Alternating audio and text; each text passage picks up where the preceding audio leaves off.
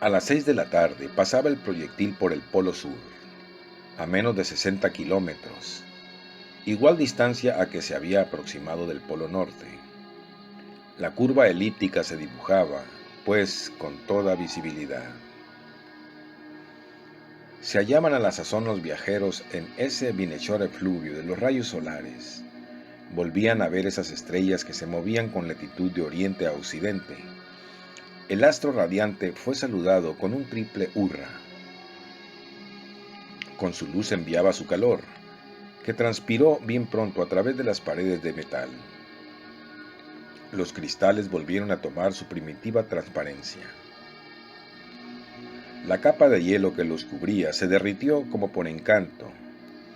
Inmediatamente después se disminuyó el gas por medida de economía, dejando el aparato de aire con su consumo habitual. «¡Ah!», exclamó Nicholl. «¡Qué buenos son estos rayos calóricos!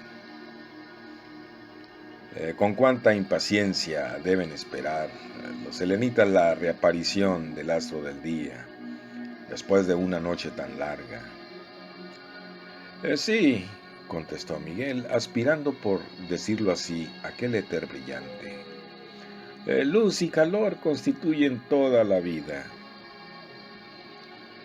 En el mismo instante se advirtió la tendencia de la base del proyectil a separarse ligeramente de la superficie lunar, siguiendo una órbita elíptica bastante alargada. Si desde ese momento hubiera sido visible la Tierra, hubiesen podido volver a ver Barbicane y sus compañeros. Pero sumergida en la irradiación del Sol, permanecía absolutamente invisible. Otro espectáculo les llamaba la atención, y era el que presentaba la región austral de la Luna, aproximada por sus anteojos a medio cuarto de legua. No abandonaban todos los detalles del extraño continente. Los montes Dwerfel y Leibniz forman dos grupos separados que desenvuelven próximamente en el Polo Sur. El primer cuarto se extiende desde el Polo Sur hasta el paralelo 80 y 4 en la parte oriental del astro. El segundo, que se presenta hacia el borde oriental, ya del grado 75 de latitud al polo. Aparecen sobre su arista caprichosamente contorneada resplandecientes planicies, tales como las ha señalado el Pal de Secchi. Barbicane pudo estudiar su naturaleza con más certidumbre que el ilustre astrónomo romano. «Esos son nieves», exclamó Miguel. «¿Nieves?», repitió Nicholl. «Sí, Nicholl, nieves cuya superficie está profundamente helada. Ved cómo reflejan los rayos luminosos. Lavas petrificadas no producirían una refracción tan intensa. Hay pues agua y aire en la Luna. Será en poca cantidad si se quiere, pero el hecho es innegable». Así era, en efecto, y si Barbicane volvía a la Tierra confirmarían sus notas este hecho de tanta importancia en las observaciones selenográficas. Los montes Dwerfel y Leibniz se elevan en medio de llanuras de mediana extensión limitadas por una serie indefinida de circos y de murallas anulares. Estas dos cordilleras son las únicas que hoy se encuentran en la región de los circos, pero quebradas relativamente, proyectan en varias direcciones algunos picos agudos, cuya cumbre más elevada mide 7.603 metros. Pero el proyectil dominaba todo este conjunto y el relieve desaparecía en el intenso resplandor del disco. Volvía a presentarse a los ojos de los viajeros el aspecto arcaico de los paisajes lunares faltos de tono, sin gradación en el colorido, sin matices de sombras, rudamente blancos y negros, por la falta de luz difusa. Era indiscutible. No obstante, la vista de ese mundo desolado no dejaba de ser curiosa por la extraña que era. Se paseaban por encima de aquella caótica región, como arrastrados por el soplo del huracán, viendo desfilar las cimas bajo sus pies, observando las fallas con ojos atentos, analizando los pliegues, hojeando las cavidades, subiendo a las murallas, sondeando aquellas cimas misteriosas, nivelando todas las desigualdades, pero sin encontrar vestigios de vegetación ni de población, y sí únicamente estratificaciones, arroyos de lava, derrames pulimentados como inmensos espejos que reflejaban los rayos solares con un brillo irresistible. Todo estaba muerto y allí los aludes rodaban desde la cima de las montañas para caer sin ruido en el fondo de los abismos. Tenían el movimiento, pero les faltaba aún el ruido. Con repetidas observaciones demostró Barbicane que los relieves de los bordes del gran disco, aunque sometidos a fuerzas diferentes de la región central, presentaban una conformación uniforme, la misma agregación circular y las mismas desigualdades del terreno. Podía presumirse, sin embargo, que sus disposiciones no debían de ser análogas. En efecto, la corteza aún maleable de la Luna ha estado sometida a la doble atracción de la Luna y de la Tierra, obrando en sentido inverso y siguiendo un radio prolongado de una a otra. Por el contrario, sobre los bordes del disco, la atracción lunar ha sido perpendicular, por decirlo así, a la atracción terrestre. Parece pues que los relieves del suelo producidos en estas condiciones hubieran debido tomar una forma diferente, pero no sucedía así. La Luna había encontrado en sí misma el principio de su formación y constitución. No debía nada a fuerzas extrañas. Esto justificaba la notable proposición de Arago. Ninguna acción exterior de la Luna ha contribuido a la formación de su aspecto. Como quiera que sea, en su estado actual, era una muda imagen de la muerte, sin que fuese posible decir que alguna vez le hubiese animado la vida. Con todo, Miguel Ardán creyó distinguir una aglomeración de ruinas que señaló a la atención de Barbicane, situada hacia el paralelo 93 de longitud. Aquella aglomeración de piedras colocadas con bastante regularidad semejaba a una vasta fortaleza que dominaba una de las vastas fallas que había servido de lecho a los ríos de los tiempos prehistóricos. No muy lejos se elevaba, a una altura de 5.616 metros, la montaña lunar de Short, igual al Caucásico asiático. Miguel Ardán, con su pasión acostumbrada, sostenía la evidencia de una fortaleza. Por debajo se distinguían las murallas desmanteladas de una ciudad, más allá la bóveda aún intacta de un pórtico, aquí 2 o 3 columnas inclinadas sobre su basamento, allí una sucesión de cintras que debieron sostener los canales de un acueducto, más allá los pilares hundidos de un frente gigantesco construido sobre el espesor de una hendidura. Miguel Ardán veía todo esto con tanta alucinación en la mirada, a través de su fantástico anteojo, que no podía menos que desconfiarse de sus observaciones. Y sin embargo, ¿quién podría asegurar? ¿Quién osaría decir que el simpático joven no había visto realmente lo que sus dos compañeros no querían ver? Los momentos eran demasiado preciosos para sacrificarlos a una discusión ociosa. La ciudad selenita, real o supuesta, había desaparecido ya a lo lejos. La distancia del proyectil al disco lunar empezaba a aumentarse, y los detalles del suelo le perdían confundiéndose. Únicamente los relieves, los circos, los cráteres, las llanuras, seguían viéndose con claridad. En aquel momento se dibujaba hacia la izquierda uno de los más bellos circos de la orografía lunar, que era sin duda lo más curioso de aquel continente. Era el Newton, que Barbicane reconoció sin exactitud, consultando su mapa selenográfica. Newton se halla situado exactamente a los 77 grados de latitud sur y 16 grados de longitud este, y forman un cráter anular, cuyas paredes de 7.264 metros de altura parecían imposibles de pasar. Barbicane hizo observar a sus compañeros que la altura de aquella montaña sobre la llanura vecina distaba mucho de igualar a la profundidad de su cráter. Este enorme orificio era imposible de medir y formaba un abismo sombrío, cuyo fondo no llegaban a iluminar jamás los rayos solares.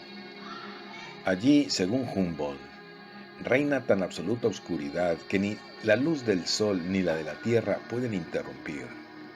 Los mitólogos hubieran tenido razón en poner allí la boca del infierno.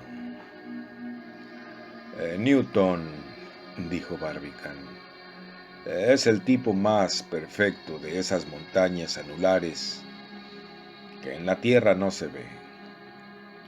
Su existencia en la Luna prueba que la formación de aquel planeta por enfriamiento se debió a causas violentas, porque mientras al impulso de los fuegos interiores los relieves adquirían grandes alturas, el fondo se retiraba mucho más abajo del nivel lunar.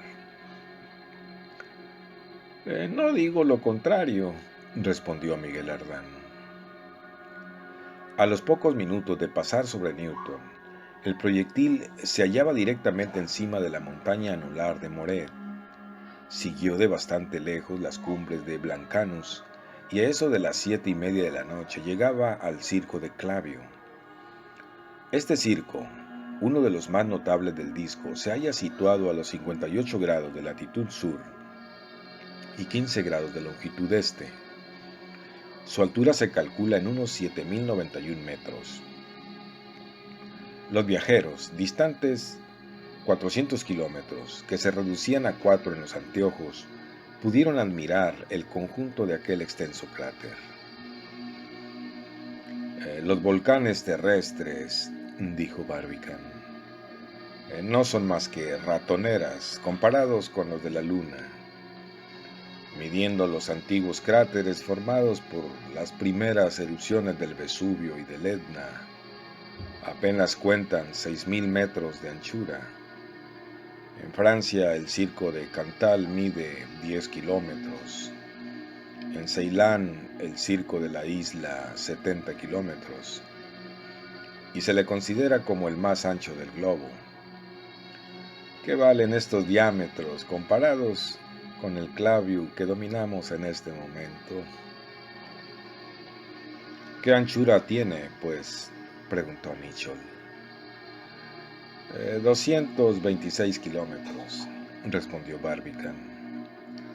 Verdad es que ese circo es el más importante de la Luna, pero otros muchos miden 200, 150 o 100 kilómetros. Ah, amigos míos, exclamó Miguel. Me imagino lo que sería ese apacible astro de la noche cuando esos cráteres hendidos de truenos vomitaban torrentes de lava, granizadas de piedra, nubes de humo y masas de llamas. ¿Y qué decadencia ahora? Esa luna no es ya más que la seca armazón de un fuego artificial, cuyos cohetes, petardos, serpentinas y soles, después de brillar resplandecientes, no han dejado más que cortaduras de carbón.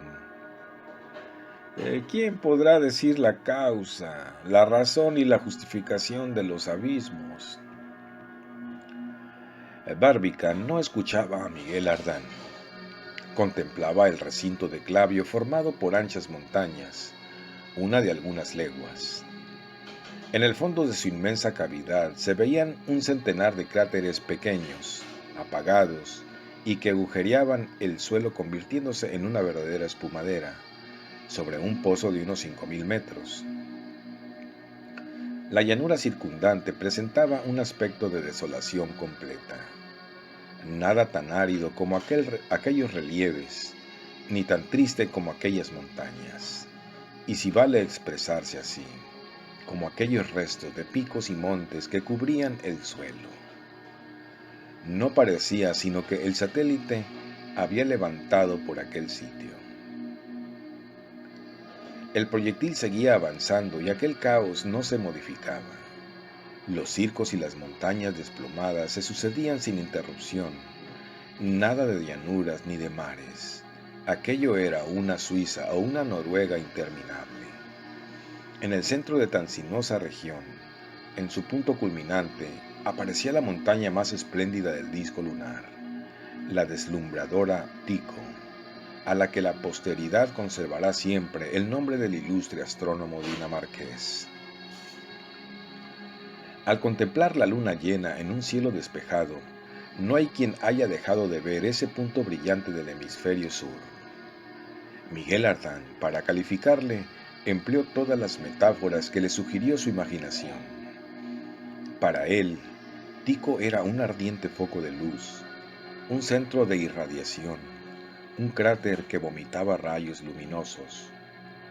Era el eje de una rueda brillante, una arteria que abarcaba el disco entre sus tentáculos, un eje inmenso lleno de llamas, un nimbo tallado para la cabeza de Platón. Era, en fin, como una estrella lanzada por la mano del Creador y aplastada contra la faz de la luna. Tycho forma una concentración luminosa tan intensa que los habitantes de la Tierra pueden verla sin anteojos por más que se hallen a 100.000 leguas de distancia. Imagínese cuál sería su intensidad a los ojos de los observadores situados a 150 leguas solamente. A través de aquel puro éter tan deslumbrante su brillo, que Barbicane y sus amigos tuvieron que ahumar los cristales de sus anteojos con humo de gas para poder sufrirlo. Después siguieron mirando, contemplando, mudos, absortos y lanzando de cuando en cuando exclamaciones de admiración. Todos sus asentimientos, sus impresiones todas, se concentraron en la mirada como la vida bajo la impresión de una emoción violenta. Se concentra entera en el corazón. Tycho pertenece al sistema de las montañas radiadas, como Aristarco y Copérnico. Pero entre todas ellas, la más completa, la más acentuada y prueba de un modo irrecusable esa tremenda acción volcánica a que le debe la formación de la Luna. Tycho está situada a los 43 grados de latitud meridional y 12 grados de longitud este. Su centro lo ocupaba un cráter de 87 kilómetros de anchura. Afecta una forma casi elíptica y la rodea una cintura de colinas anulares que al este y al oeste dominan la llanura exterior a una altura de 5.000 metros. Es una agregación de Monts Blancs, dispuestos en derredor de un centro común y coronados de una cabellera radiada. Ni siquiera la fotografía ha podido nunca representar esta montaña incomparable, tal como es, con el conjunto de relieves que convergen hacia ella y las prominencias interiores de su carácter. En efecto, Tycho se manifiesta en todo su esplendor solamente durante el plenilunio, pero entonces faltan las sombras, los esbozos de la perspectiva desaparecen y las pruebas resultan blancas, circunstancia lamentable, porque sería interesante reproducir aquella extraña región con la exactitud fotográfica. Lo que se ve es una aglomeración de agujeros, cráteres, de circos, un cruzamiento vertiginoso de alturas, y en todo lo que la vista puede abarcar, una red volcánica tendida sobre un suelo postuloso. Entonces se comprende que los chorros de la erupción central hayan conservado su forma primera. Cristalizados por el enfriamiento, han estereotipado este aspecto que presentó en otro tiempo la Luna por la influencia de las fuerzas plutónicas. La distancia que separaban a los viajeros de las cimas anulares de Tycho no eran tan grandes que no pudieron aquellos apreciar los principales detalles. Sobre el terraplén que constituía el circuito de Tycho, se apoyaban las montañas formando taludes interiores y exteriores a manera de gigantescos terrados y parecían elevarse 300 o 400 pies más al este con el oeste. Ningún sistema de fortificaciones terrestres podía compararse a aquella fortaleza. Una ciudad edificada en el fondo de aquella cavidad circular hubiera sido absolutamente inaccesible. Pero la naturaleza no había dejado llano y vacío el fondo de aquel cráter que, por el contrario, poseía su orografía especial y un sistema montañoso que hacía de él una especie de mundo aparte. Los viajeros distinguieron perfectamente conos, colinas, centrales, movimientos notables de terrenos dispuestos naturalmente para recibir las obras maestras de la arquitectura selenita. Allí se dibujaba el sitio ocupado por un templo, aquí el de un foro, en algún lugar los cimientos de un palacio, en otro la explanada de una ciudadela. Y todo ello se hallaba dominado por una montaña central de 1500 pies, vasto circuito en que la antigua Roma hubiera cabido entera 10 veces. ¡Ah!, exclamó Miguel Ardán entusiasmado ante aquella perspectiva. ¡Qué grandiosa ciudad podría construirse en este anillo de montañas! Ciudad tranquila, refugio apacible, puesto fuera del alcance de todas las miserias humanas. ¿Cómo vivirían ahí tranquilos y aislados todos esos misántropos, todos esos que detestan a la humanidad y repugnan en absoluto la vida social?